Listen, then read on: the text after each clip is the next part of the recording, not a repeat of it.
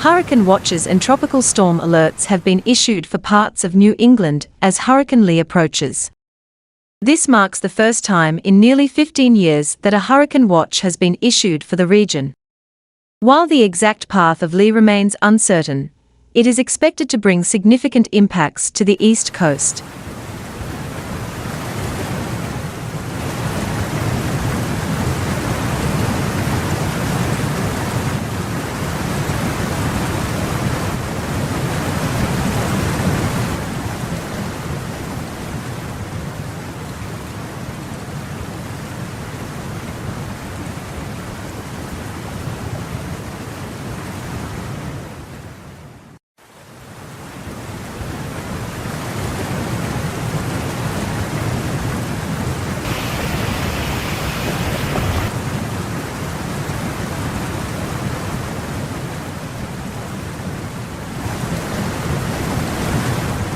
Currently located over the southern Atlantic, Hurricane Lee is forecasted to move northward this week, with potential impacts on eastern New England.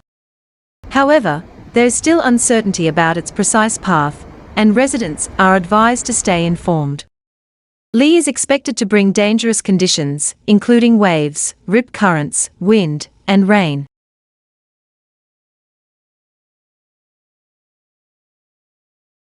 Even if the storm's center remains offshore, tropical storm force winds are likely to affect eastern New England. The National Hurricane Center forecasts tropical storm force winds of 39 to 73 miles per hour for the Cape Islands and the entire I-95 corridor through northern New England. Lee is relatively wide, which means that its impacts will extend far from its center. The storm's wind field currently extends up to 140 miles from the center, and this could expand as the storm loses organization while pushing water inland. Looking at past storms like Searle in 2010 and Billy in 2009, which originated east of the Caribbean and impacted the Northeast, it's clear that such storms can bring significant impacts to the region, including strong winds, heavy rain, and coastal flooding.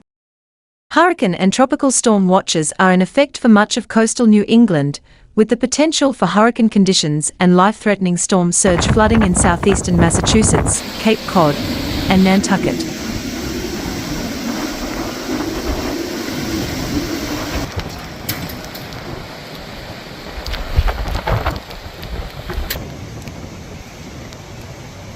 A tropical storm watch covers a large part of the coastal area. The region is already waterlogged due to above-normal rainfall in recent weeks. Even moderate amounts of rain from Lee could lead to flash flooding, with saturated soil making trees more susceptible to falling and increasing the risk of power outages.